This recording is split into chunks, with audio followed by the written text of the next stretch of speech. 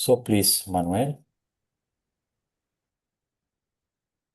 maybe we can try first Professor Jaqueline Mesquita to share the screen, and after seeing that all works well, then we can Okay. Sure. try to present her Manuel. Is it in full screen or It is not in full screen, but we no? can read it I well. know, just a second then. Now it is in full screen. Thank you. Okay. Okay, good morning to or evening to everyone. Thank you very much, Professor Jacqueline, for accepting our invitation for giving a presentation in this conference. We are very glad to have you here. She's a professor at Universidade Estadual de Campinas in Brazil, and her title is On the Geographic Spread of Chikungunya Between Brazil and Florida, a multi-patch model with time delay. Thank you very much, Professor Jacqueline. The time is yours. Thank you very much, Manuel, for this nice introduction. I would like also to thank the organizers here on behalf of, in the name of Duvan and Manuel. I would like to thank all the organizers for this nice invitation. And also, I would like to say that I'm very happy to be part of this conference since ICMAM has been a very great partner of OMALCA, and we are doing a lot of joint things together. So it's very nice to have this conference, and I'm very happy to be part of here. And also, I would like to thank very much Duvan for all his partnership with Malca and with the activities in Latin America. So thank you very much. And so today I will talk about a little concerning this chikungunya disease. So, but first, I will introduce here my co-authors, Professor Shigui Huan from University of Miami, also Professor Shihu from University of Miami, and Antonio Gondim. He is a former PhD student of University of Miami under the supervision of Professor Shigui Huan. So my talk today, I will start with some timeline and some motivation and applications first, because maybe not everybody is familiar with delay equations. So I will start with some motivations concerning these equations, why it's interesting to investigate these types of problems. And then I will focus on this problem that I will talk today about the spread of a chikungunya, especially in the state of Florida, United States. And then I will talk a little about some open problems in the field. So the timeline, just to give some introduction and some motivation for the field. So here we can find a little about the timeline of the development of delay equations. So when we try to find when it started to be developed, we have the first works started with Marquis de Condorcet. And Marquis of Condorcet, he was one of the first to investigate it about those problems concerning delay, but not because he was modeling using delay equations. He was modeling using PDEs, but since PDEs can be connected with some types of delay equations, he achieved some delay equations and then started the first techniques concerning delay equations. Also, we have Poisson later that also was investigating a little about PDEs. And using these investigations, he also achieved some delay equations and also started with some techniques. But then later we have that Vito Volterra was one of the first to realize the importance to considering delay equations uh, in order to model some problems, some phenomena. especially physical phenomena, biological phenomena. He realized the importance to consider the influence of the past in the present moment. So he was one of the first to investigate models using delay equations. Later, we have Charles Picard. Charles Picard was one of the plenary speaker at ICM, and in his plenary talk, he also mentioned about the delay equations and the importance of those equations in order to model a lot of problems, especially biological problems using delay equations, especially because the influence of the past is really important to bring some reality in your model. So Charles Picard brought that in his plenary talk, but also he mentioned about the difficulties behind and challenge behind of delay differential equations. Then later we have Hudson was one of the first to considering in the population model the delay. I will also talk a little more about that.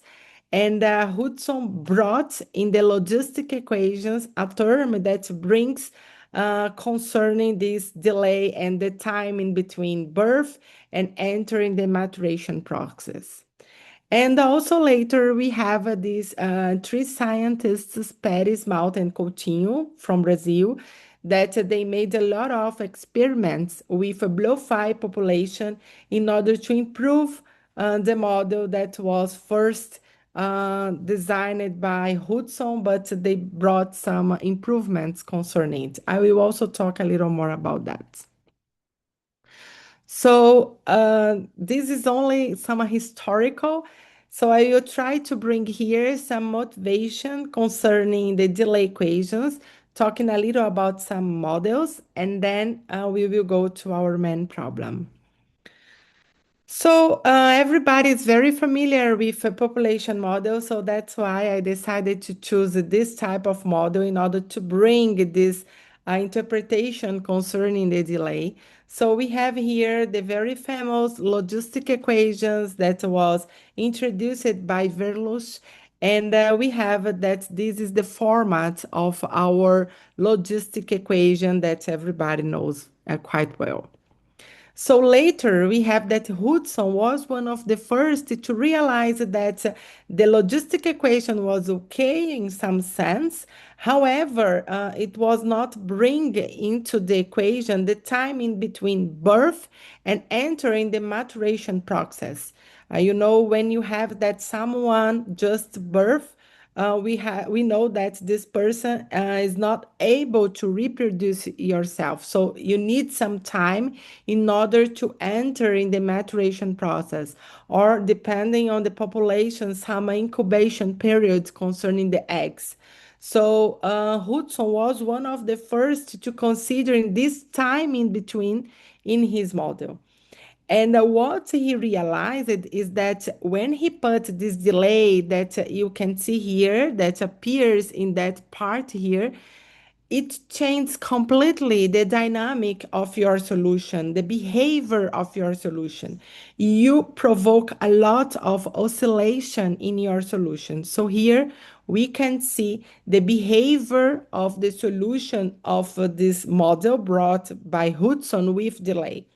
Here, of course, we have a big delay, and that's why we have so big oscillations. And of course, if you have a less delay, so you could have not too oscillatory like that. But usually, what we can see from the models is that delay usually provokes this oscillatory behavior in our solution, in the behavior of the solution of the problem. But then later they realized that here, when you see the Hudson model, we can see that the delay appears in the negative rate, because here the B and the K are positive. And since we interpretate this delay as the time in between birth and entering the maturation process, it's really important to consider that in the positive rate instead of in the negative rate. So then later, some researchers started to improve this model, And they achieve in that model that now the delay appear in the positive rate, not in the negative rate. And this equation was known as blow-fi equation because it was very based in the experiments of blow-fi population. In that time, we have that the blow-fi population was spreading a lot and it was causing some troubles in some population. And because of that, they would like to understand the behavior of this population in order to control it. And then Nixon was one of the scientists that brought this model here, the first formulation for the model of blow-fi equation.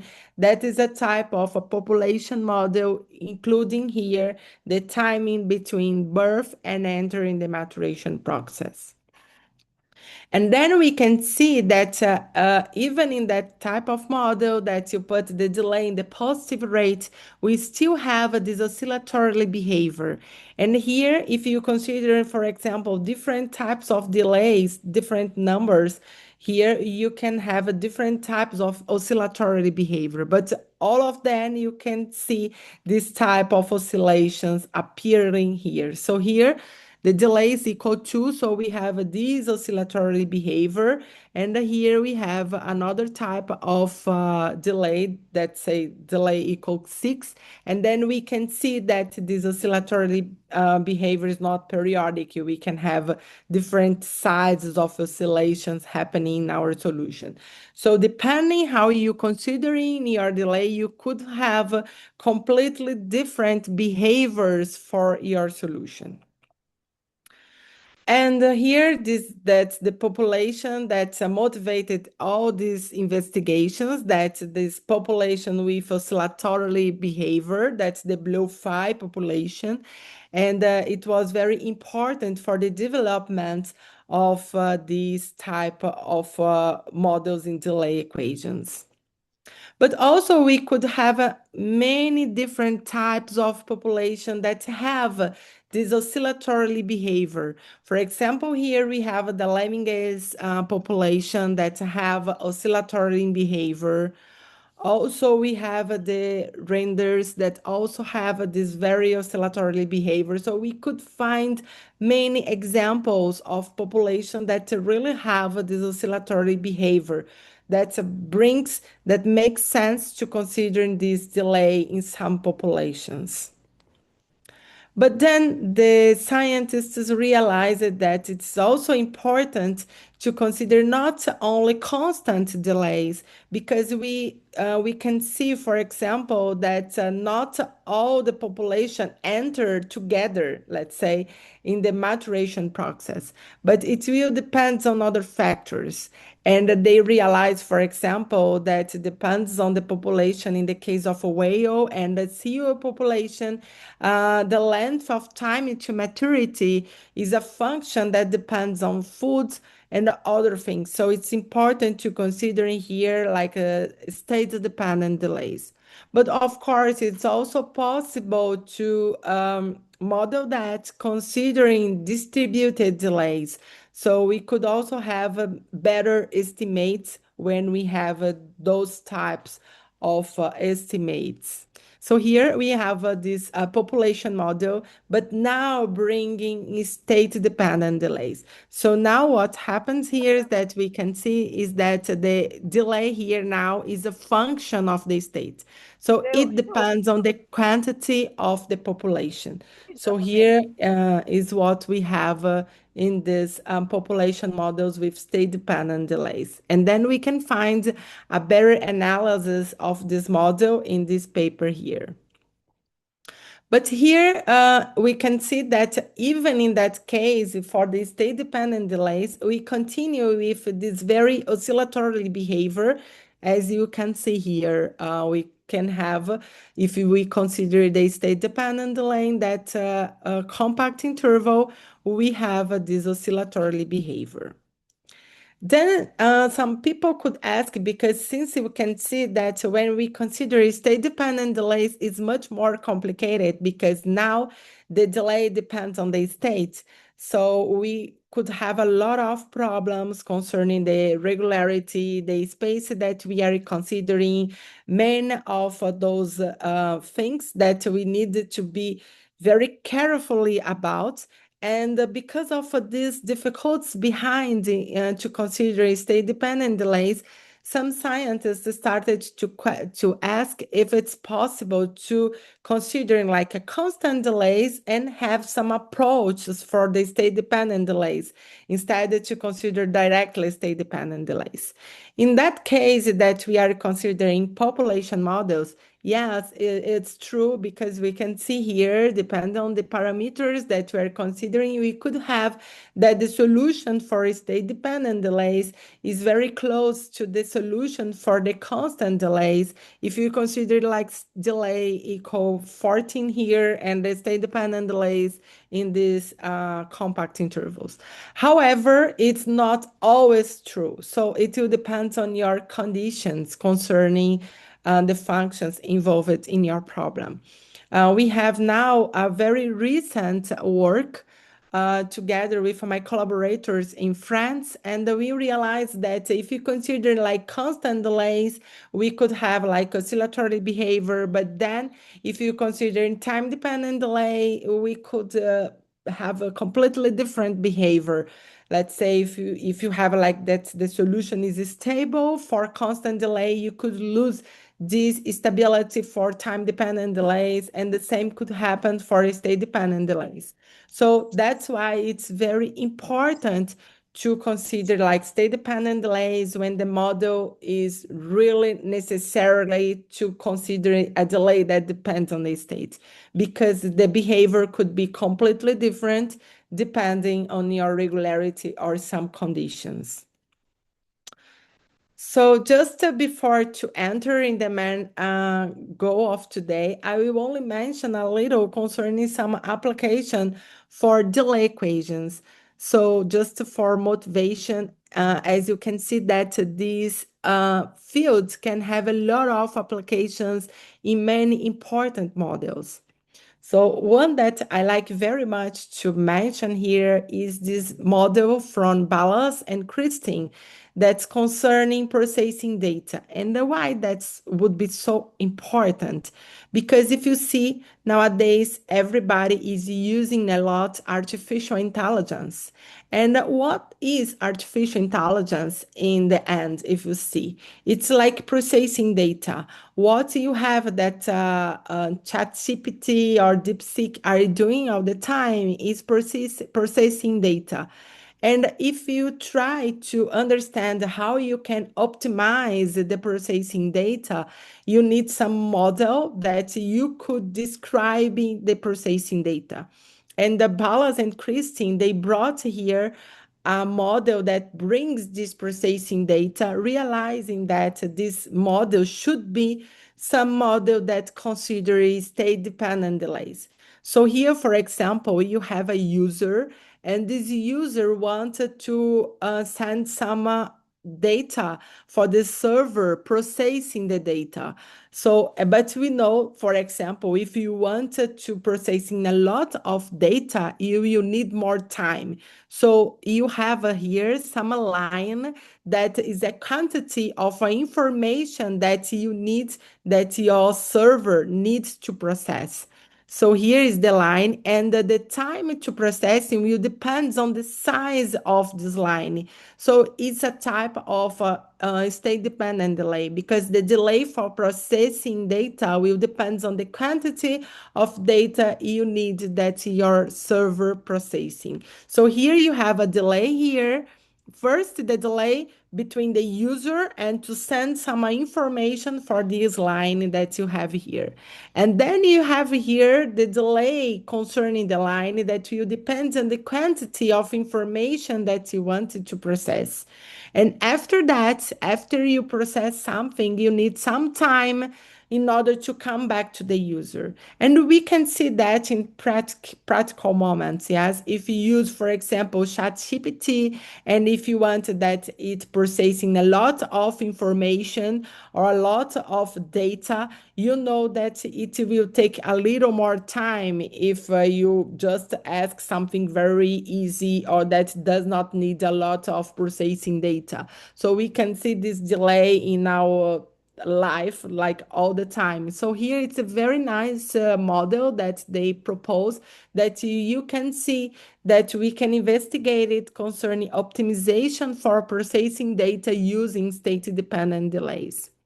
So if you are interested about more about this model, you can find in this paper here concerning this model for processing data.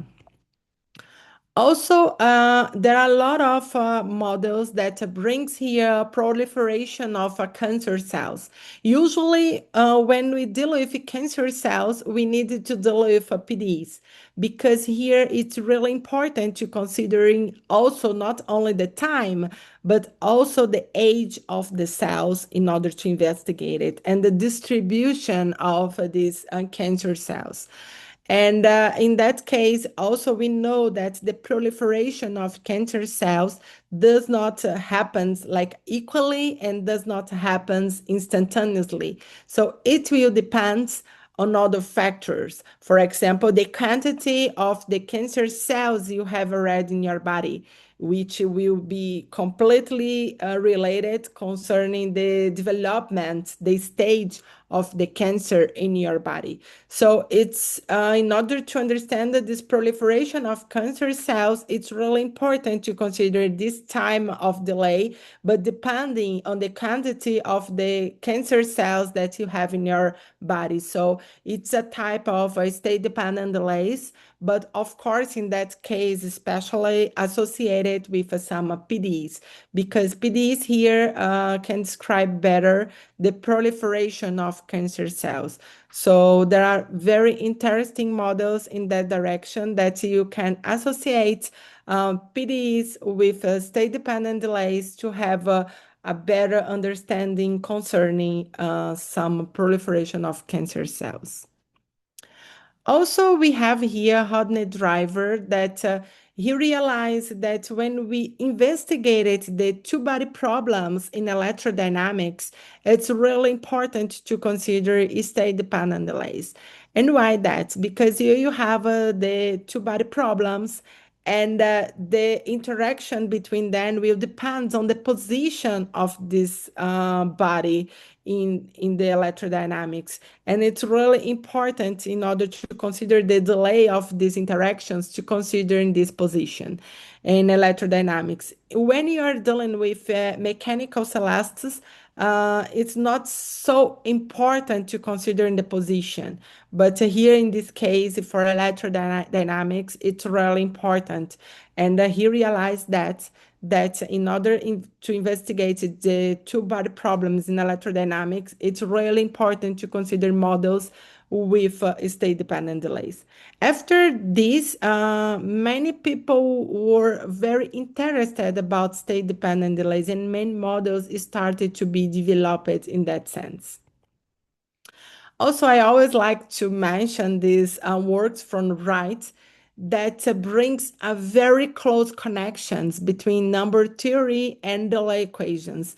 Wright realized that it's possible to investigate some delay equations, the spectrum, in order to investigate the distribution of prime numbers. It's really interesting, and many people were very interested about delay equations because of this strong connection concerning distribution of prime numbers. However, the problem here is that to deal with a spectrum of some delay equations, it's really hard in some sense because we could have infinite eigenvalues, a lot of problems. It's not easy to deal with that. So it's not easy to deal with prime numbers, but it's also not easy to deal with the spectrum of delay equations. However, they could improve some findings concerning the distribution of prime numbers using these techniques concerning delay equations.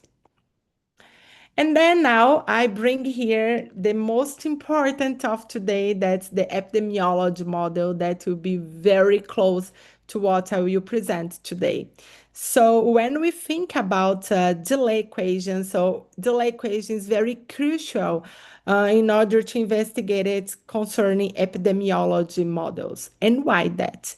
Because if you see most of the disease have an incubation period. And what is this incubation period? So here we could remember a little concerning the COVID-19 that we had the pandemics and what happened in COVID-19. Someone is infected with COVID-19, and we know that the symptoms do not appear when the person is infected, but there is some time in between the person gets the disease and the symptoms start to appear. And this time in between, we call it as incubation period. And it's really important to take it in account, because if you don't know if the person is infected, what will happen with this person is that the person will circulate and this person will infect other people. This person will not be in quarantine. And it's really important to take it in account because the person is infecting people. And the time needs some delay in order to appear the infections. So it's really important to consider the time delays. And here today, I will talk concerning a disease that's called chikungunya that comes from a mosquito, Aedes aegypti, the same that brings dengue and also Zika. And we can see the spread of chikungunya around the world. So we can see that there are several cases, especially in Latin America, also a little in Asia. We can see that Asia, there are many places. And also we can see that here in United States. And the research that we made since the time is in Miami, we investigated a little concerning the spread of chikungunya in the state of Florida. So, but first, let's understand why we decided to investigate concerning chikungunya. First, because chikungunya is increasing a lot.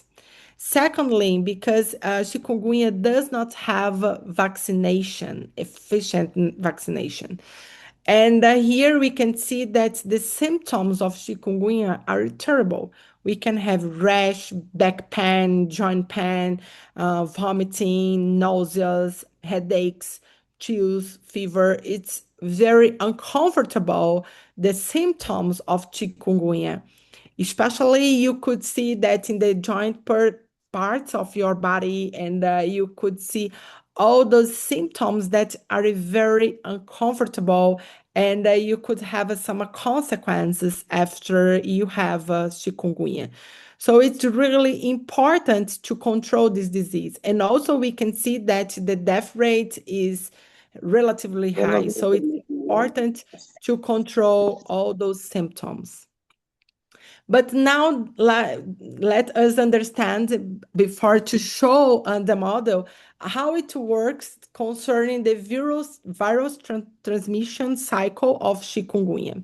So what we have here, that the mosquito will bite someone, and if someone is infected, so this mosquito will be infected and then it will bite another person and also will spread the disease, so the virus. So what we have here is that we have many incubation period here, because the mosquito, if he bites someone that's infected, there is a incubation period in the mosquito in order to the mosquito gets infected. And then the mosquito will bite someone, and again, there will be a time in between the person that was bited in order to get the disease. So we have here several delays. Also, another delay that we can see is concerning the reproduction of the mosquito, because the mosquito will put some eggs. And if the mosquito is infected, so we have the eggs also will have this possibility of to be infected. And then again, there is the incubation period now of the eggs get like mosquitoes put the eggs and the eggs become a mosquito. So there will be a time in between again. So we have here several delays. So it's really important to consider all these delays in our model. So here we will see that we will consider here three different types of delay. So we will have here the delay that we appears in the larva development period of the mosquitoes for the infected ones. And also you have the other ones, that's the incubation periods concerning the mosquito, and also the incubation periods concerning the humans. So you have all of these. And here again, we need to consider in three different populations. So you will consider here the population of the humans, and then we will consider the population of the mosquitoes, and then the population of the larvae. It's important to consider that. And here we will consider this S will be the number of susceptible people to get the disease. Here, the exposed people. Here, the number of the infected people, and we have that among the infected, we have the ones that are not, that does not appear the symptoms, the asymptomatic people. And here, the recovered people. So we will have all these for the humans. And here, for the population of the mosquitoes, we will have the susceptible, the exposed, and the infected. So you have these three. And then we have the larvae, that we have the larvae that are susceptible and the larvae that are infected. So here we have the parameters that we will consider in our equation. And just the diagram that I think we can see and we can understand a little more concerning the diagram. So here in pink, we have the diagram concerning the humans. And in purple, we have the one concerning the mosquitoes. And here in green concerning the larvae. And then what we have is that here the mosquitoes, we have the susceptible, and then it becomes exposed, and we have that one part can get infected. And the one that are infected could have the larvae infected, and also sometimes some larvae could not be infected, even that the mosquitoes are infected. So we can have this distribution here. And here we have that the larvae that is not infected will become mosquitoes susceptible. And here we have this delay. So here is the first delay that appears. And here again, the larvae that are infected also have some delay, and these larvae that are infected will become mosquitoes infected. Also, the other delay that appears here is concerning the exposed and when it becomes infected. So since we know that there is the incubation period, so we have here the delay. And here is concerning the human population. So here the susceptible population, and here the exposed ones, and here we divided as the infected and the asymptomatic, and then the recovered. So here what we have is again, there is a time in between to be exposed and get infected. And the same for asymptomatic, because even if it's asymptomatic, we know that the person is spreading the disease. So we have all those things here that we need to consider as delay. Then the model is very big one. I will not enter in details, but we can see that we have many parameters and also these three different types of delays that will appear here in our model. So here are the equations concerning our model. So it's a very big system, but it's really important in case we wanted to have a better description concerning our model. And of course, we have some initial conditions that we considering in the model. And then I will come with our numerical simulations that brought some important conclusions concerning how to avoid and how to do something in order to control this disease and this infection in other places. So especially here, as I mentioned, we were very focused in the spread of the disease in the state of Florida. So just to mention that we worked with some data that we have from Fiocruz and also from SUS in Brazil. So we worked with the data in Brazil from these states. So Ceará, Pernambuco, Bahia, Amazonas, Pará, Rio de Janeiro, São Paulo, Distrito Federal, and Minas Gerais. So we could see that we have northeast of Brazil, north of Brazil, southeast of Brazil, and the center of Brazil. So we have all those regions here. So we worked with these data in order to have some predictions concerning our models.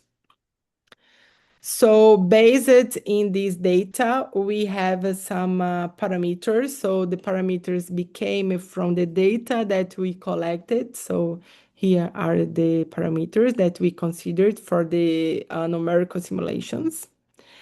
And then we made some predictions. So here first, we made some prediction concerning the number of infection human population in Brazil from March 2020 to 2025. So here is like in blue is concerning the data that we have, and the other one is concerning our simulation. So we can see here the simulation and the observed data. And here we also have some analysis.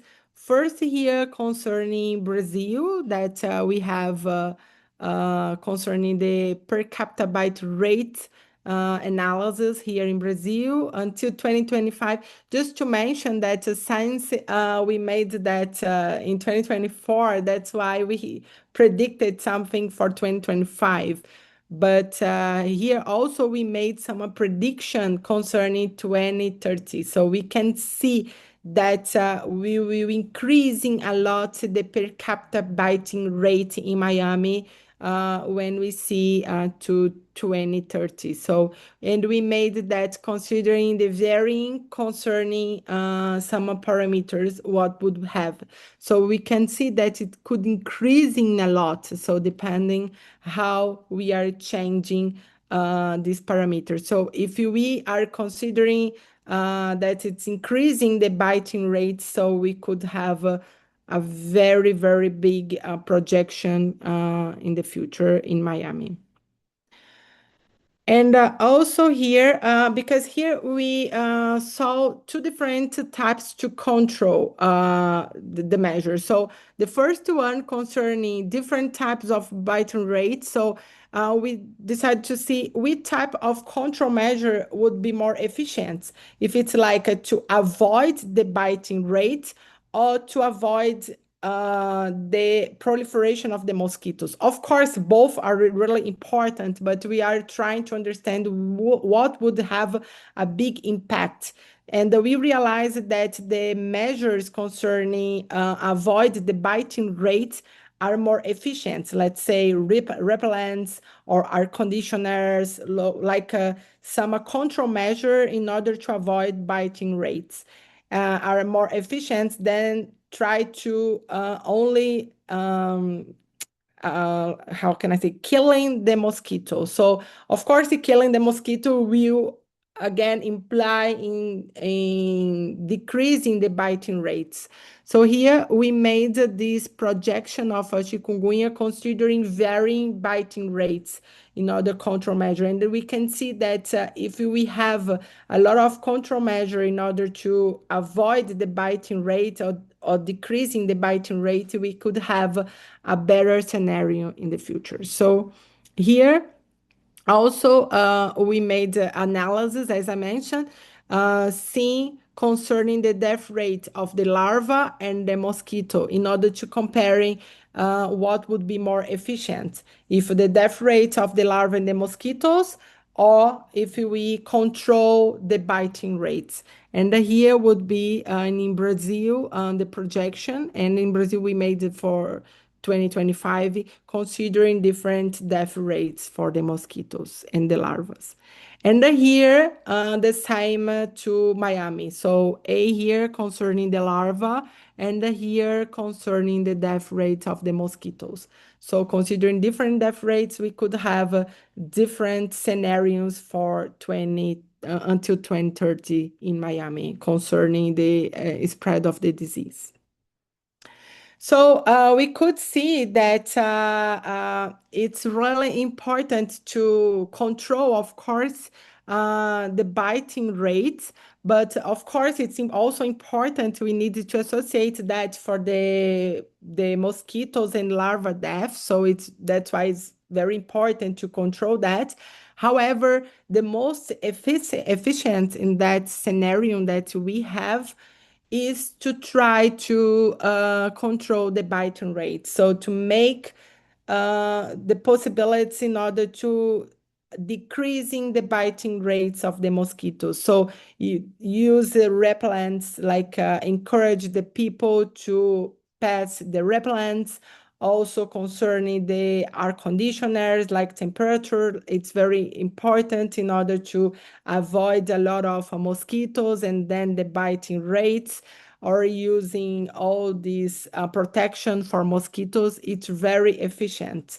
So it's very important to consider that. Of course, here we consider only the data from that states in Brazil, and also we also search concerning the direct flights that we have from Brazil to the state of Florida in order to think about this spread that could come from Brazil to Miami. But of course, we know that Miami, in the state of Florida, we have a lot of direct flights from there to many places in Latin America. So in order to have a better investigations, we needed to collect more data, and not only the data of the spread in the countries, but also concerning the direct flights that we have from Latin America to the state of Florida to have a better prediction in the future.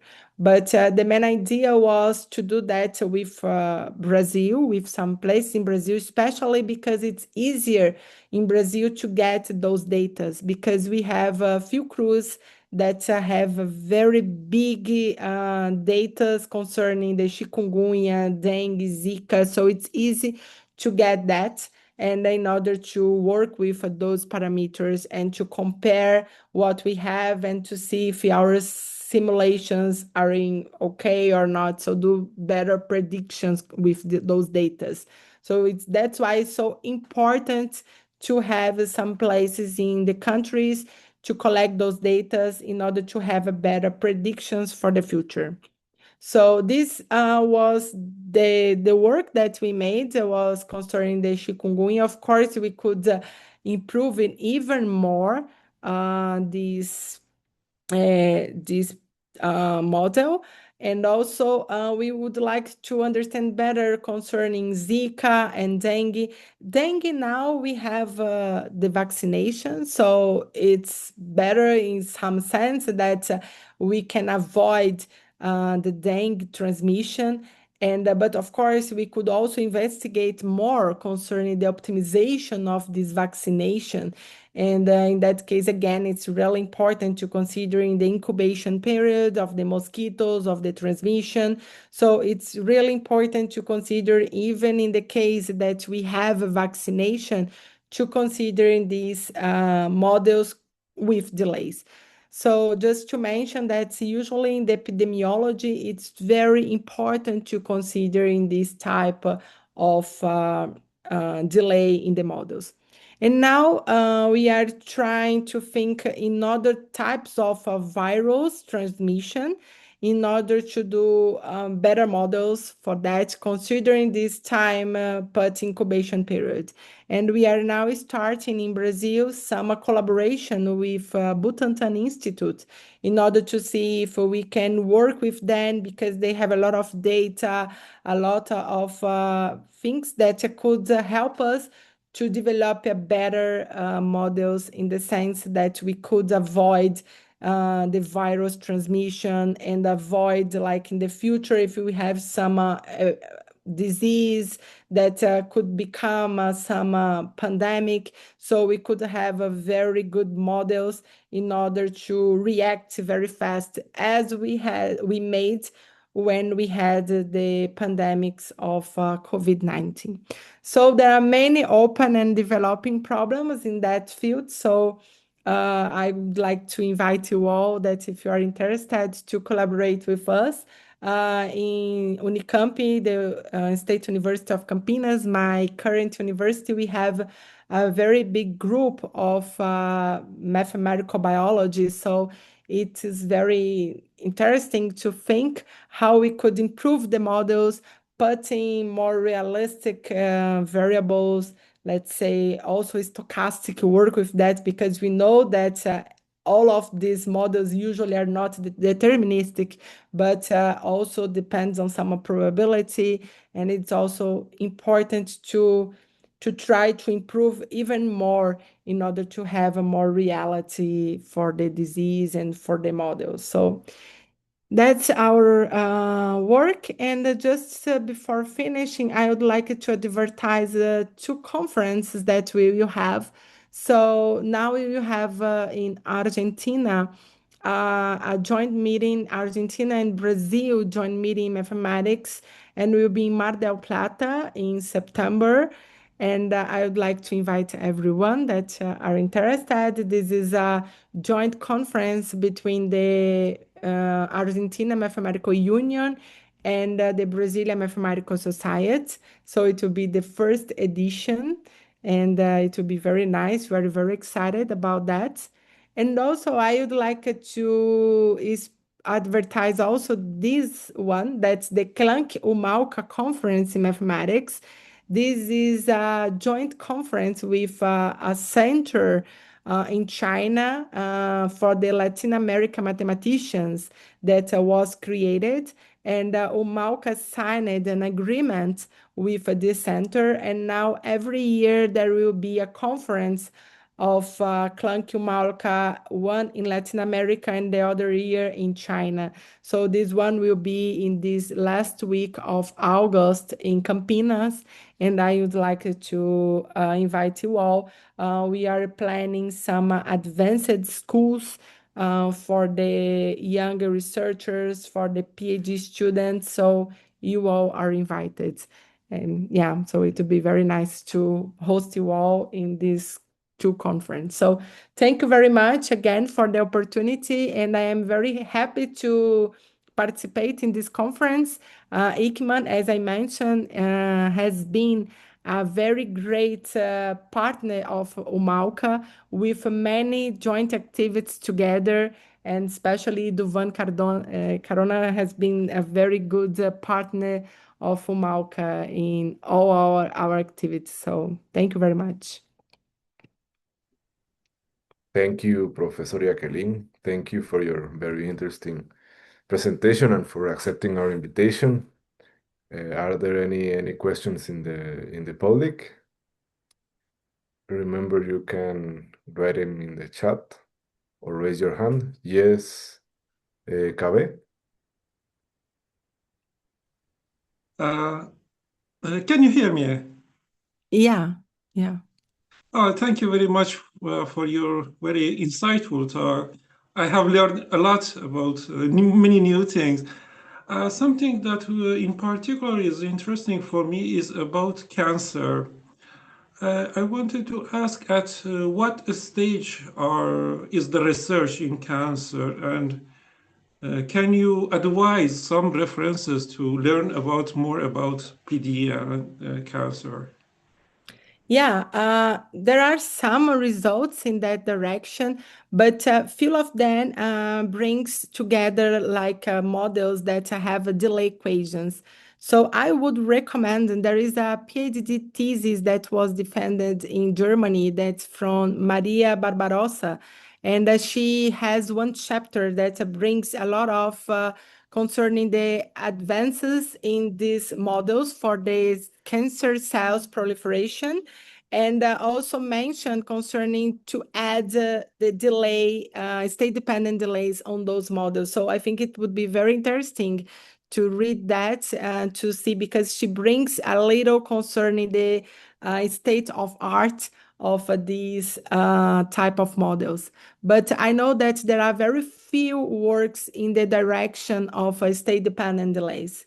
Also, just to mention, there is a very important group working on that in Szeged, in Hungary. There is one group, very Gergely Host. He has several works in that directions, also concerning mathematical biology, cancer cells, and he works with PDEs and also some delays. So it would be very nice also to see, to read some works of him, because I believe that also you could be more updated concerning the state of art of these models. But I'm very glad to hear that you are interested about this topic. I think it's very interesting. Yes, well, the reason for this is my brother, he's working on cancer, but he's not mathematician, but he's interested. So I was thinking maybe it will be helpful to, as he is working on cancer, to we can have some joint work on cancer. So maybe I didn't remember what you said about the references. Maybe I could write to you email and Yeah, sure. email you. Uh, Yeah, surely, Thank surely. you. You are welcome. And for sure, I think it's really important when we do like some mathematical biology to work with people that also understanding concerning the main topic, let's say the biologists. That's why we are trying to strengthen our relation with some institutes in Brazil, like Butantan Institute, also Fiocruz, because we have some specialists that understand very well the behavior of the virus, the disease, and to put everything in the model, and brings more reality for that. So I think you are going to the very right way, let's say, working with some specialists in cancer, and then in order to develop a good model. Yeah, and for sure you can be free to write me. It will be a pleasure. Thank you very much. Thank you, very, very good. I will write you later. Thank you very much. Okay, thank you. Thank you. Thank you, Professor Jacqueline. In the chat, they are asking, how did you estimate the parameters for the model? We in our model specifically, we use data, and we use the data from Fiocruz and the SUS in Brazil. So based on that data, we could estimate the parameters that appear in our model in order to do the simulations. Yeah, so we use the data. Yeah. Thank you very much, Professor Jacqueline. Are Thank there you. any other questions?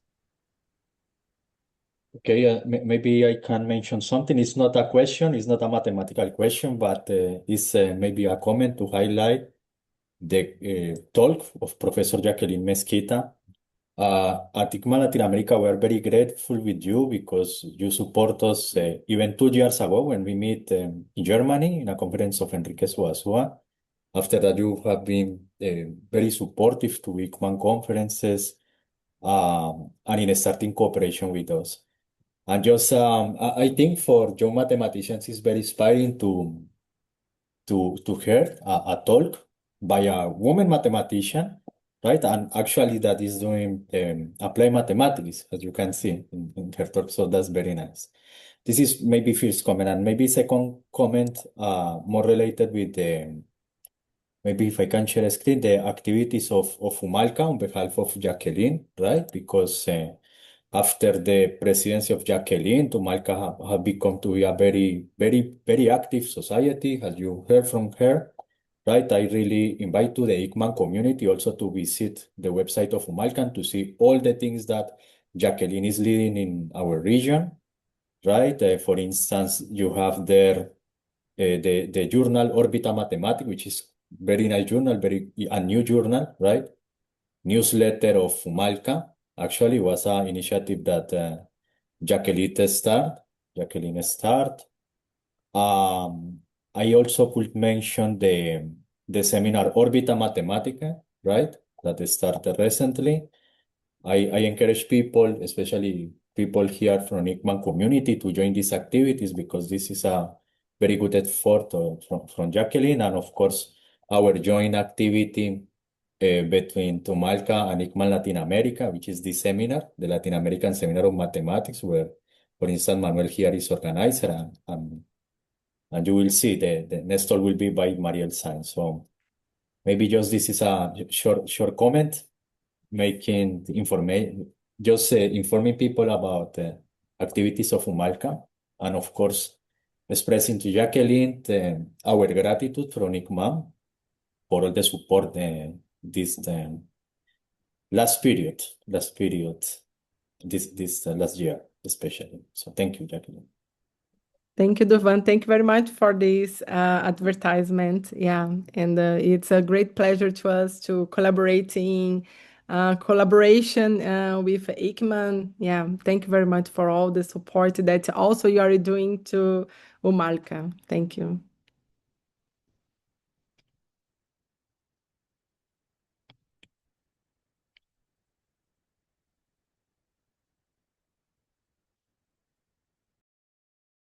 Oh, Manuel, maybe you can continue, please, with the sharing duties. Thank you. Is Professor Dong-Hyun Cho in the room with us? Yes, I can see you are here. Good morning, Professor. Good afternoon. Would you please try to to share your screen?